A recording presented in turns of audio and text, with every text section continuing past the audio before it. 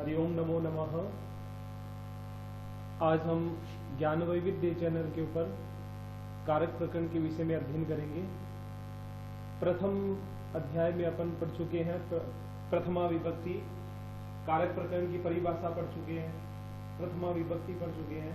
तो उसी क्रम में संक्षिप्त रूप से जिस प्रकार क्रिया जनकत्वम कारकत्वम, क्रिया का जो जनक होता है वही कारक है। क्रियान्वयित्वम कारकत्वम, क्रिया के साथ जिसका सीधा संबंध है वही कारक होता है। उसका अपन ने उदाहरण भी पढ़ लिया था। उसके अंदर कारक कितने हैं? कारकाणी कतिधा, कारकाणी षट, कारक 6 प्रकार के हैं। कर्ता कर्म करणं च संप्रदानम तथैव च अपादानाधिकरणम इत्याहु कारकाणी षट, कारक 6 प्रकार के हैं। संबंध को और संबोधन को कारक में नहीं गिना गया है। उसी क्रम में हम प्रातिपदिकार्थ लिंग परिमाण वचन मात्रे प्रथमा, इस सूत्र का अध्ययन किया था। ये सूत्र कहता है प्रातिपदिक अर्थ में, लिंग अर्थ में, परिमाण अर्थ में, वचन अर्थ में, संख्या अर्थ में इससे प्रथमा विभक्ति हो रही है। इसके उदाहरण भी अध्ययन कर चुके हैं। उच्चई नीचई कृष्णः श्रीहि ज्ञानम तटः तटी तटम द्रोणो व्रीहि, संख्या मात्रे।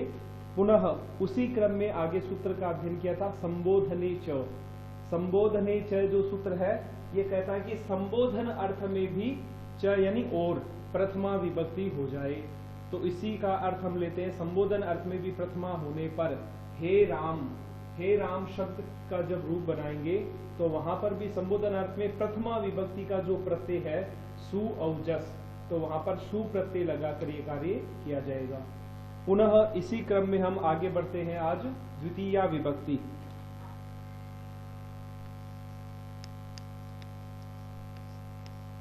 कारक प्रकरणम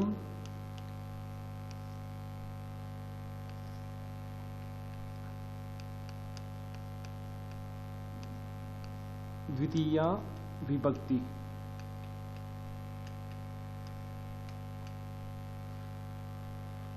सबसे पहले इसमें सूत्र आता है कारके। द्वितीय विभक्ति में सूत्र आता है कारके। कारके, इस सूत्र का तात्पर्य कारके से स्पष्ट हो रहा है कि इसमें सप्तमी विभक्ति का अर्थ हो रहा है। कारके इत्युक्ते कारक प्रकरण के अंतर्गत ये इति अधिकृत्य, ये एक अधिकार सूत्र है, यानी कारक प्रकरण के अंतर्गत इस सूत्र का अधिकार रहता है। पुनः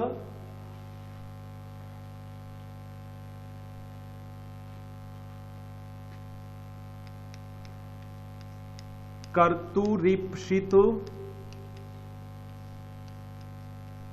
तमम कर्म। तो हम सूत्र पढ़ रहे हैं कर्तुरीप्सित तमम कर्म। सबसे पहले इस सूत्र का हम पदच्छेद करते हैं। पदच्छेदः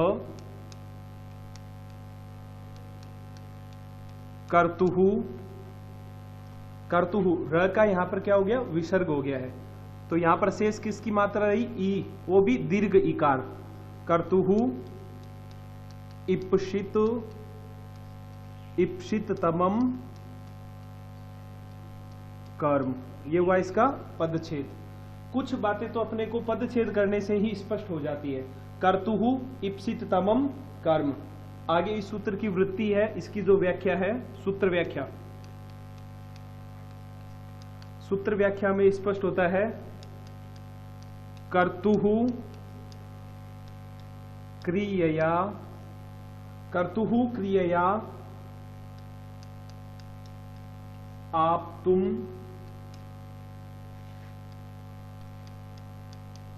इष्टतमम कारकम कर्म संज्ञम स्यात्। तो मित्रों स्पष्ट है यहां पर कर्तुहु क्रियया, अपन पढ़ रहे हैं कर्तुहु। कर्तु इत्युक्ते कर्ता का, किसी क्रिया के द्वारा। कर्तुहु क्रियया आप तुम इष्टतमम कारकम कर्म संज्ञम स्यात्। सूत्र व्याख्या पढ़ते ही अपने को कोई नियम ज्यादा विशेष याद नहीं रखने होंगे। सूत्र व्याख्या में स्पष्ट होता है कर्तुहु क्रियया, कर्ता का किसी क्रिया के द्वारा आप तुम यानी जिसको प्राप्त करना चाह रहा हो। अब एक सामान्य सी बात है प्राप्त करना, उसमें भी इष्टतमम, इष्ट इत्युक्ते चाहना, और इष्टतमम इत्युक्ते अत्यधिक चाहना। कर्ता किसी भी क्रिया के द्वारा जिसको अत्यधिक चाह रहा हो उस कारक की, स्पष्ट है यहाँ पर कारकम, उस कारक की क्या हो जाएगी, कर्म संज्ञा हो जाए। अब यहाँ पर कारक ही क्यों लिया मित्रों, तो इसमें आगे जो उदाहरण पढ़ेंगे उसमें स्पष्ट हो जाएगा कि कारक इत्युक्ते कारक कितने, छह, उन छहों कारकों में ही ये क्या करेगा, कर्म संज्ञा करेगा। अस्तु, सूत्र स्पष्ट है। कर्तुरीप्सिततमं कर्म, कर्तुः इप्सिततमं कर्म, कर्तुः क्रियया आप्तुम इष्टतमं कारकम कर्म संज्ञम स्यात्। अब इसके वैसे तो बहुत से उदाहरण है, लेकिन इस सूत्र का प्रयोग जैसे मूलतः अभी आगे उपयोग में हो जाएगा तो वो इसका भी उदाहरण है, लेकिन इसके बाद में आगे अभी एक सूत्र और है, उदाहरणम हरिम भजति। हरिम भजति, यहां पर हरि के अंदर कर्म संज्ञा हुई है इस सूत्र के द्वारा। कर्म संज्ञा होने के बाद में इसमें द्वितीय विभक्ति हो जाएगी। तो ये उदाहरण कर्तुरीप्सिततमं कर्म का भी हो गया, और आगे जो नया सूत्र आएगा कर्मणि द्वितीय, उसका भी उदाहरण हो जाएगा।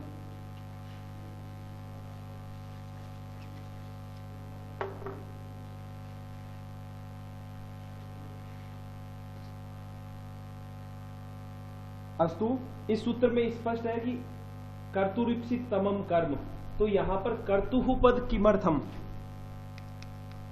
यहां पर कर्तुः किम ऐसा कहा गया है, यानी कर्तुरीप्सिततमं कर्म। इस सूत्र में कर्तुः इस पद को ग्रहण करने की क्या आवश्यकता थी, तो कहते हैं ये आवश्यकता ये इसलिए है, कर्ता जो है किसी क्रिया के द्वारा जिसको अत्यधिक चाह रहा हो उसी की क्या हो जाए, कर्म संज्ञा। यदि इस सूत्र में कर्तुः किम ऐसा ग्रहण नहीं किया जाता तो यहां पर आगे एक उदाहरण बनता है, मासेषु,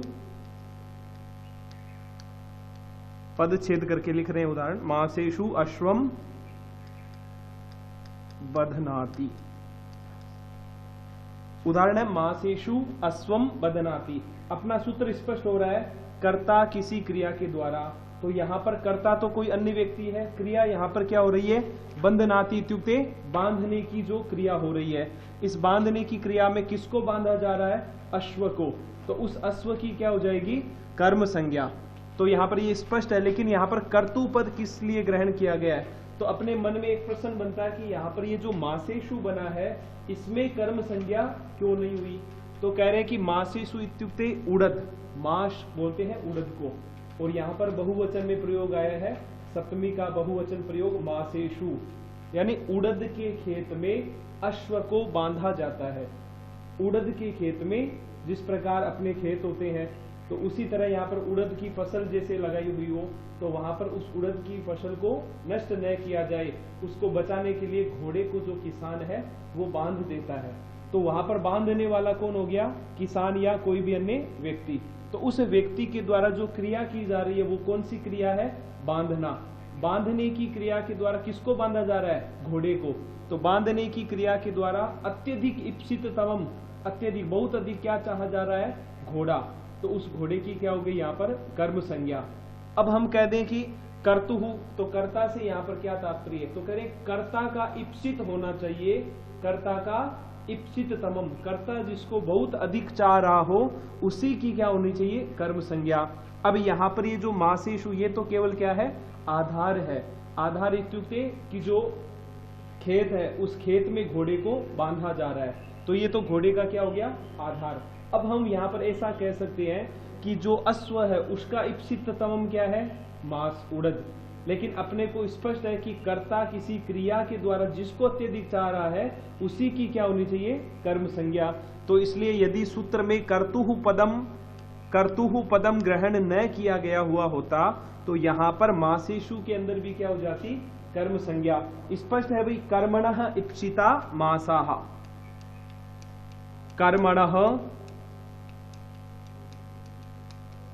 कर्मणः इप्सिता मासाः न तु कर्तुः। अब इस वाक्य में कह रहे कि कर्मणः इप्सिताः, कर्म के ही इप्सित है क्या, मास, उड़द जो है वो कर्म का ही इप्सित है, न तू कर्तुहु, न ये किसान का इप्सित यहाँ पर नहीं है। किसान का इप्सित तो यहाँ पर बांधने की क्रिया के द्वारा कौन है? घोड़ा ही है। अतः इस सूत्र में कर्तुहु पद को ग्रहण किया गया है। अस्तु, इसी क्रम में आगे लिखा गया है तमप ग्रहणम किम। इस सूत्र की वृत्ति में जब स्पष्ट होता है तो आगे लिखा गया है तमप ग्रहणम किम। अब कहते हैं कि सूत्र के अंदर स्पष्ट है कर्तुहु इप्सित तमम, कहते हैं कि यहां पर इप्सित ही हो जाना चाहिए था। इप्सित तमम किस लिए ग्रहण किया गया है? सूत्र में जिस प्रकार लिखा जाता है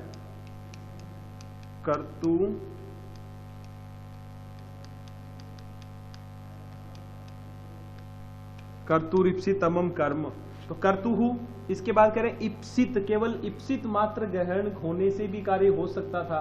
कह रहे इप्सित तमम, तो कह रहे कि तमप ग्रहणम किमर्थम। इस सूत्र में कर्तु पद तो ग्रहण किया गया है, उसके बाद में तमप ग्रहण करने का क्या तात्पर्य है? तो कह रहे कि तमप ग्रहण करने का भी एक विशेष तात्पर्य होता है। जिस प्रकार उदाहरण बनता है पयशा ओदनम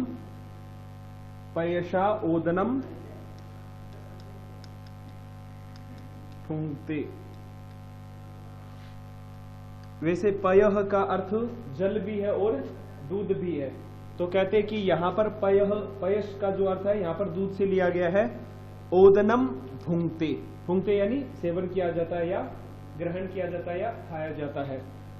ओदनम भूंगते। अब इस वाक्य को हम एक बार समझ रहे हैं कि दूध से भात को ग्रहण करता है या पकाता है, इस अर्थ में। तो कह रहे हैं कि यहां पर जो ओदन है, ओदन किसको कहा गया? भात को। जिस प्रकार कच्चे चावल है उनको पकने के बाद की जो स्थिति होती है उसको हम भात बोलते हैं, उसी को कहा गया है संस्कृत में ओदन। तो यहां पर कह रहे हैं ओदनम में तो कर्म संज्ञा हो गई है। अब कह रहे हैं कि यहां पर तमप ग्रहण का तात्पर्य क्या है? तो तमप ग्रहण यदि सूत्र में नहीं किया गया हुआ होता तो यहां पर पयह जो है इसमें भी क्या होती? कर्म संज्ञा हो जाती। अब इस कर्म संज्ञा की निवृत्ति के लिए यहां पर तमप को ग्रहण किया गया है। अब कह रहे हैं कि सामान्य सी बात है, अपन को भूख लग रखी है, बुभुक्षा हो रही है, तो उस स्थिति में अपने पास पयह, एक पात्र में दूध है और एक में भात रखा हुआ है, तो अपन क्या सोचेंगे कि इस दूध को पीकर अपनी बुभुक्षा को शांत किया जा सकता है, और एक तरफ है भात, तो अपन ज्यादातर विशेषतया ये सोचेंगे कि अपने अत्यधिक हम किसको जा रहे, दोनों में ऑप्शन में है तो कह रहे हैं कि भात को, ओदन को। तो हमारा इप्सित तमम तो क्या हो जाएगा? ओदन, भात हो जाएगा। और पयह क्या है? अत्यधिक इप्सित नहीं होगा हमारा। तो कह रहे हैं कि तमप ग्रहण करने का तात्पर्य से ओदन में क्या हो गई? कर्म संज्ञा। और पयह तो केवल यहाँ पर भात का साधन विशेष हो गया, तो यहाँ पर फिर कर्म संज्ञा नहीं हुई। इसलिए सूत्र में तमप ग्रहण किया गया है, जो अत्यधिक जिसको चाहा जा रहा हो उसी की कर्म संज्ञा हो जाए। अब केवल अपन पयह, दूध पी लेंगे तो अपनी बुभुक्षा पूर्णतया शांत नहीं होगी भात की अपेक्षा। तो कह रहे कि ओदन ग्रहण करने से अपनी बुभुक्षा शांत की जा सकती है, और दूध का तो केवल उसका संयोग लिया जा सकता है, उसके साथ के कारण ओदन को खाने में और पकाने में।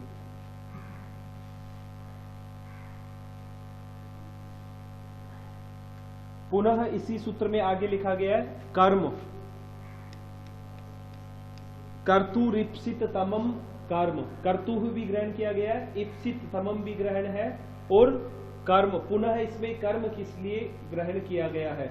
तो कह रहे हैं कि कर्म इति अनुवृत्तौ पुनः आधार निवृत्ति अर्थम। उदाहरण बनता है गेहम, गेहम, गेहम प्रविशति। तो गेहम इत्युक्ते घर को प्रवेश करता है। तो इस सूत्र में कर्म ग्रहण करने का तात्पर्य ये हुआ कि यहाँ पर इसके आधार की निवृत्ति के लिए, यहाँ पर अन्यथा सप्तमी विभक्ति हो सकती थी, गेहे प्रविशति इति अर्थ। पुनः कर्म, कर्तुरिप्सित तमम कर्म ग्रहण किया गया है आधार की निवृत्ति के लिए। तो स्पष्ट है कि सूत्र कहता है कर्तुरिप्सित तमम कर्म, कर्तुः क्रियया आप्तुम इष्टतमम कारकम कर्म संज्ञम स्यात्।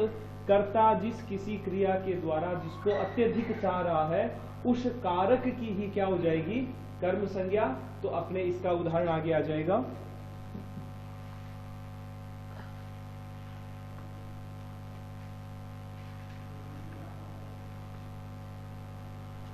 पुनः आगे सूत्र,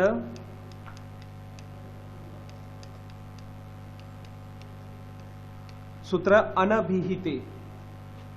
अनभिहिते इत्युक्ते अनअभिहित, जो न अभिहित इत्युक्ते अनअभिहित, नहीं तत्पुरुष समास पूर्वक अनअभिहित, जो अभिहित हमारा न हो तो हो गया अनअभिहिते इति अधिकृत्य। इस सूत्र का भी यहां पर क्या रहेगा, अधिकार सूत्र है ये भी, इति अधिकृत्यो अधिकार सूत्रम।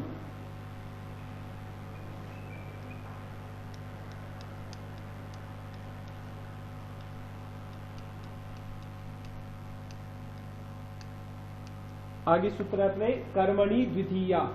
कर्मणि द्वितीया सूत्र कहता है, इसका पदच्छेद करते हैं तो वो स्पष्ट है, कर्मणि द्वितीया। अब कर्मणि से, कर्मन शब्द से सप्तमी एकवचन का रूप बनता है कर्मणि।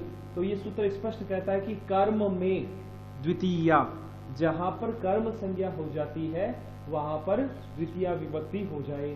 कर्मणि द्वितीया स्पष्ट है, कर्मन शब्द से सप्तमी विभक्ति का एक वचन का रूप है कर्मणि।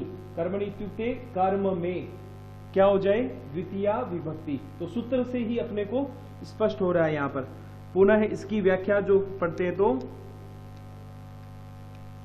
अनुक्ते, अनुक्ते कर्मणि द्वितीया स्यात्।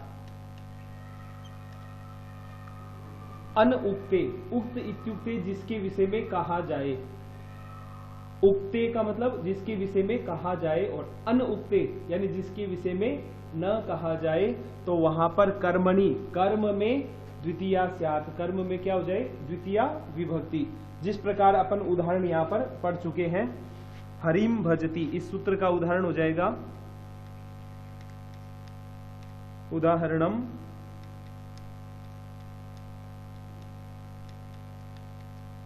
हरिम भजति इत्युक्ते हरि को भजता है।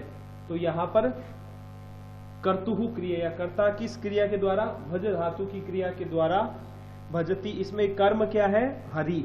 हरि की कर्तुरीप्सित तमम कर्म से क्या हो जाएगी, कर्म संज्ञा, और कर्मणि द्वितीया से पुनः इसमें द्वितीया विभक्ति हो जाएगी।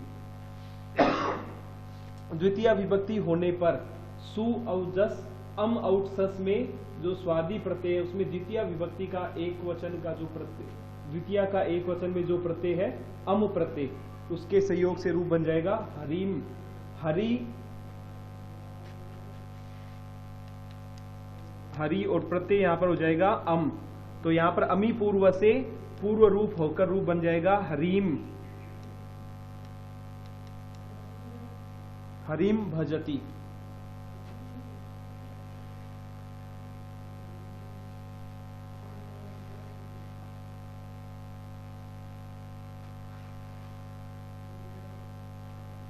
अब अपन ने यहां पर पढ़ा है अनअभिहित और एक होता है अभिहिते। तो कह रहे हैं कि अभिहित,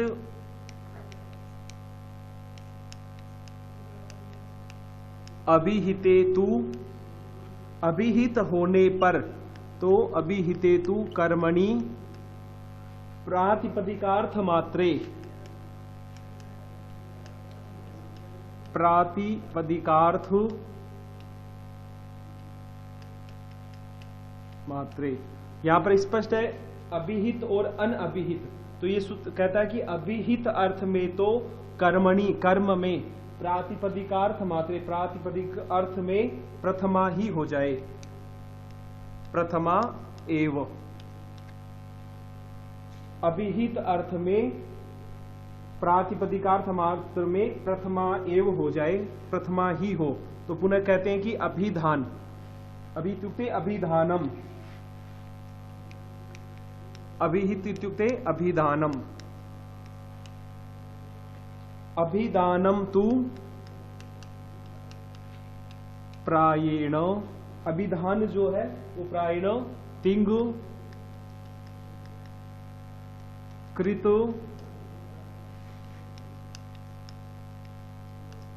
तद्धित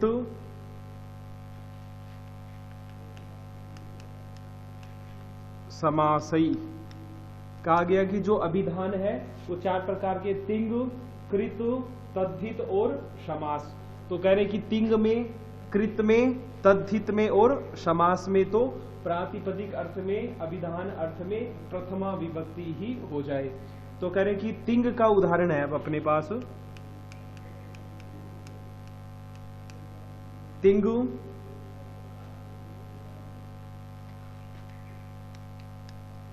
हरिहि सेव्यते। हरिहि सेव्यते तिंग। कृत प्रकरण का उदाहरण है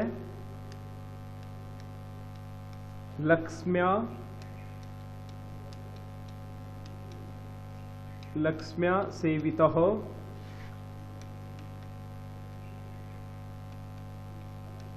तद्धित का उदाहरण है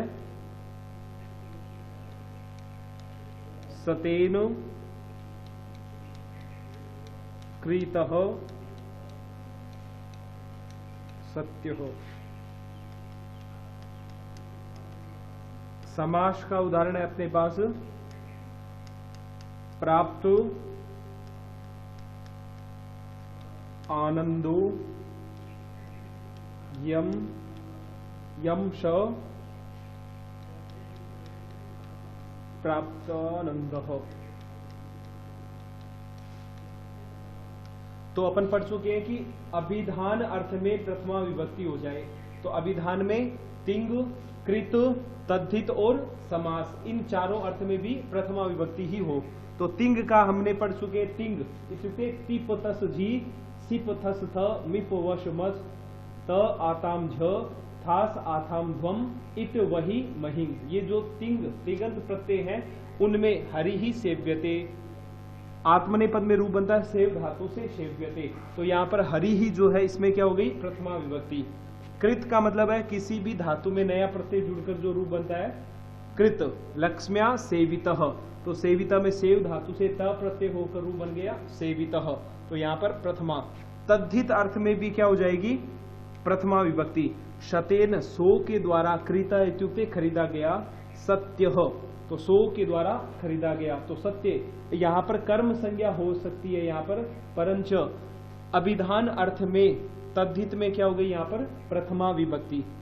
पुनः समास में प्राप्त आनंदो यम स, जिसको आनंद की प्राप्ति हो चुकी हो, प्राप्तानंद।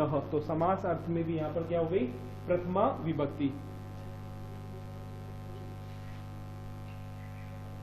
इसी के विषय में एक जगह और लिखा गया है क्वचित।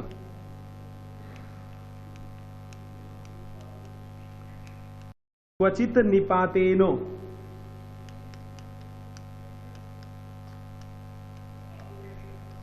कुछ जगह निपात के द्वारा, निपातेनो क्वचित निपातेनो अभिधानम, कुछ जगह निपात के द्वारा भी अभिधान माना गया है। यथा जिस प्रकार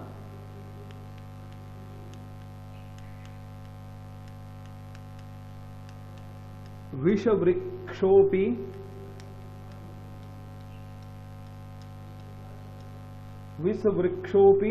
संवर्ध्य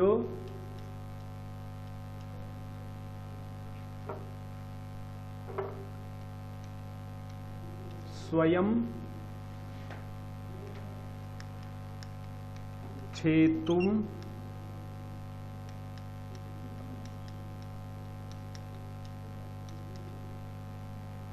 विषवृक्षोपि संवृद्ध्य स्वयं छेतुम असंप्रतम। कहा गया है विष वृक्ष, वृक्ष चाहे वृक्ष जो है चाहे विष का ही हो, वो विष प्रदान करने वाला ही वृक्ष क्यों न हो, संवर्ध्य उसको यदि हम पालन पोषण करें जल प्रदान करके, यदि वो वृक्ष बड़ा हो गया हो तो स्वयं छेतुम, उसको स्वयं यदि छेतुम काटा जाए तो असाम्प्रतम, वो श्रेष्ठ कर नहीं माना गया है। तो कह रहे हैं कि यहाँ पर असाम्प्रतम जो रूप बना है तो कह रहे हैं कि विष वृक्ष विष वृक्षः। यहां पर क्या हुई है? प्रथमा विभक्ति। तो कह रहे हैं कि पहले अपन संवर्ण थे उसको बढ़ाकर छेतुम काटने के लिए असांप्रतम उसको योग्य नहीं माना गया कि वृक्ष का जो वृक्ष होता है उसको पहले हम पालन पोषण करते हैं और फिर उसको हम स्वयं ही यदि काट रहे हैं तो वो हमारे लिए उचित नहीं है। कौन नहीं है उचित? विष का वृक्ष। तो यहाँ पर ये जो वृक्ष है इसमें कर्म संज्ञा हो जानी चाहिए थी, लेकिन कहते हैं अभिधान अर्थ में कुछ जगह निपात के द्वारा भी इसको अभिधान माना गया है। तो यहाँ पर विष वृक्ष के अंदर प्रथमा विभक्ति ही हो गई है।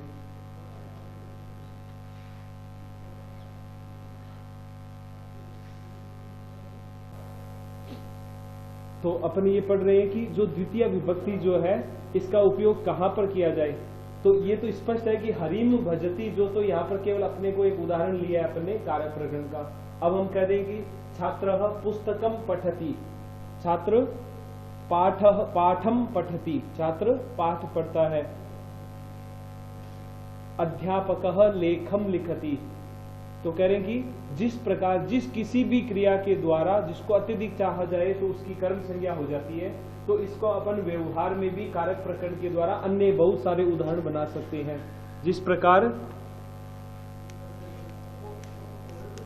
अध्यापकः पाठम पाठयति, बालकः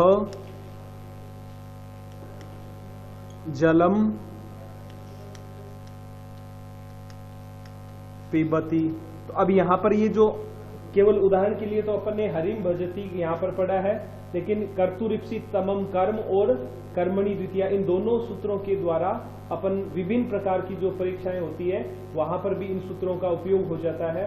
तो जिस प्रकार वहां पर ये प्रश्न पूछ लिया जाए अपने को, बालकः जलम पिबती, ये उदाहरण दे दिया और इसमें कहे कि कर्म पदम किम। अब यहाँ पे इसमें कर्म पद कौन सा है? तो अपने को तो वही ध्यान रखना है कि कर्तुरिप्सितमम कर्म के द्वारा जिसमें कर्म संज्ञा हो रही है वो ही कर्म पद हो गया। तो यहाँ पर कारक के अंदर ये कौन सा कारक हो गया? कर्म कारक हो गया। इसी तरह अन्य कई उदाहरण आप स्वयं बना सकते हो। बालकः लेखम लिखति, अध्यापकः जलम पिबति, कृषकः क्षेत्रम कर्षति। तो इस प्रकार के क्षेत्रम बहुत से उदाहरण आप स्वयं बना सकते हो इसी में। इसी प्रकार से आज हम एक नया सूत्र और पढ़ रहे हैं, तथा युक्तम, तथा युक्तम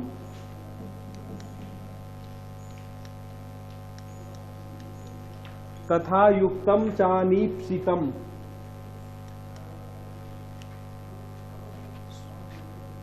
पदच्छेदः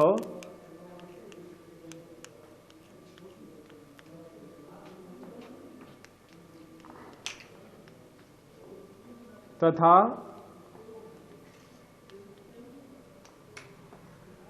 तथा युक्तम, जिस प्रकार जो युक्त है, च अनु इप्सितम। तो जिस प्रकार अपने कर्तुरिप्सितमम कर्म सूत्र पढ़ा है उसी तरह ही ये सूत्र कार्य कर रहा है। तो ये कह रहा तथा युक्तम, जिस प्रकार जो कोई युक्त हो उसमें जो अनइप्सित है, सूत्र कह रहा है इप्सित की क्या हो जाए? कर्म संज्ञा। चानिप्सितम, ये कह रहा है तथा युक्तम, जिस प्रकार जो युक्त हो वहां पर अनइप्सितम जो हमारे द्वारा न चाहा जा रहा हो उसकी भी क्या हो जाती है? कुछ जगह पर कर्म संज्ञा हो जाती है। तो इसी सूत्र के उदाहरण का मतलब इसका तात्पर्य कि कोई जो क्रिया है उसके द्वारा अपन किसी को अत्यधिक चाह रहे हैं उसकी तो कर्म संज्ञा हो रही है कर्तुरिप्सितमम कर्म से। तो करें कुछ जगह पर न चाहने पर भी वहां पर अनिप्सित है होने पर भी क्या हो जाएगी? कर्म संज्ञा। जिस प्रकार यहाँ पर उदाहरण विशेषतया लिखा गया है, ग्रामम, सॉरी इस सूत्र की वृत्ति उदाहरण व्याख्या पढ़ते हैं अपन पहले।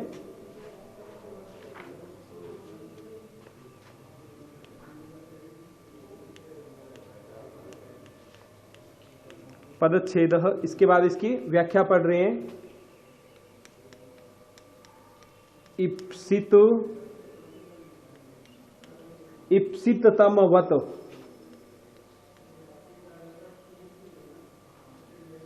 इप्सिततमवत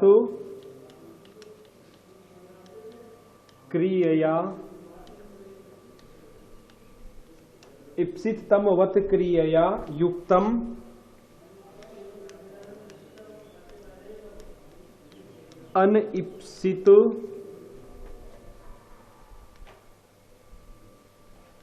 अनइप्सितम अपि कारकम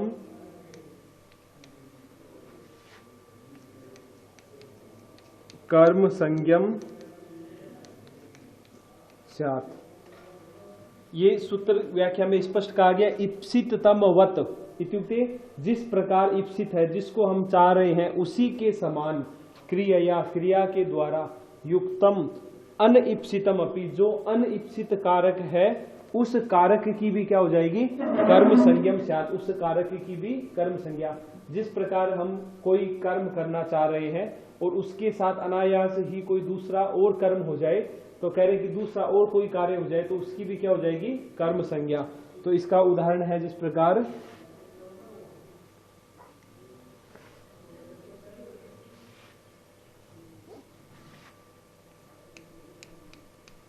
ग्रामम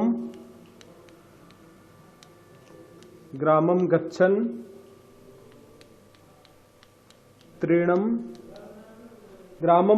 तृणम स्पृशति। ग्रामम गच्छन्, सत्री प्रत्यय गच्छन् यानी जाते हुए, ग्रामम गांव को जाते हुए, तृणम स्पर्शति तिनके का भी स्पर्श हो जाता है। कई बार हम अनायास अपन गांव जा रहे हैं तो अपना मुख्य कर्म क्या हो गया, वहां पर गांव जाना।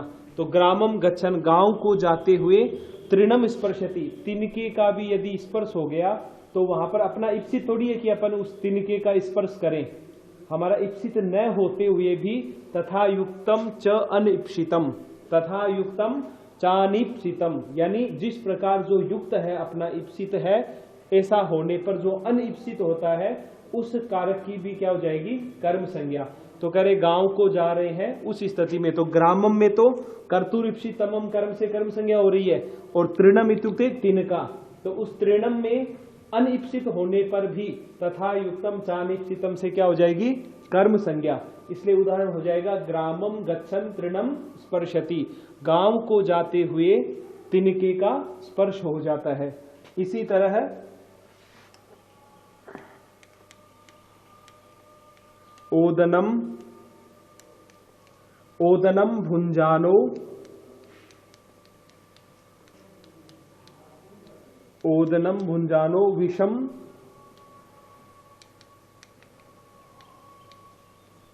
भुंगते।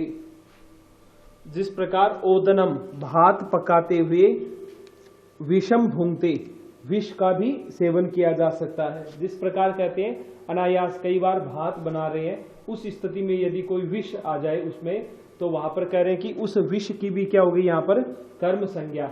अब कह रहे हैं कि विष थोड़ी चाह रहे हैं अपन, अनिप्सित है, इसको नहीं चाहा जा रहा है, फिर भी तथा युक्तम चानिप्सितम से यहाँ पर क्या हो गई, कर्म संज्ञा। जिस प्रकार कह दें कि अपन विद्यालय जा रहे हैं, अपने महाविद्यालय जा रहे हैं, तो अनायास ही कोई बीच में कोई मिल गया या कोई स्पर्श हुआ, तो उस स्थिति में जो अनिप्सित है उसकी भी क्या हो जाएगी, कर्म संज्ञा। किससे, तथा युक्तम चानिप्सितम से, और फिर कर्मणि द्वितीया से दोनों स्थानों पर ही क्या हो जाएगी, द्वितीया विभक्ति। जिस प्रकार ग्रामम और ओदनम में कर्तुरिप्सितमम कर्म से कर्म संज्ञा, और कर्मणि द्वितीया से दोनों में द्वितीया। तृणम और विषम के अंदर यह हमारा इप्सित नहीं है, फिर भी तथा युक्तम चानिप्सितम से क्या हो जाएगी, इसकी कर्म संज्ञा, और कर्मणि द्वितीया से द्वितीया विभक्ति हो जाएगी।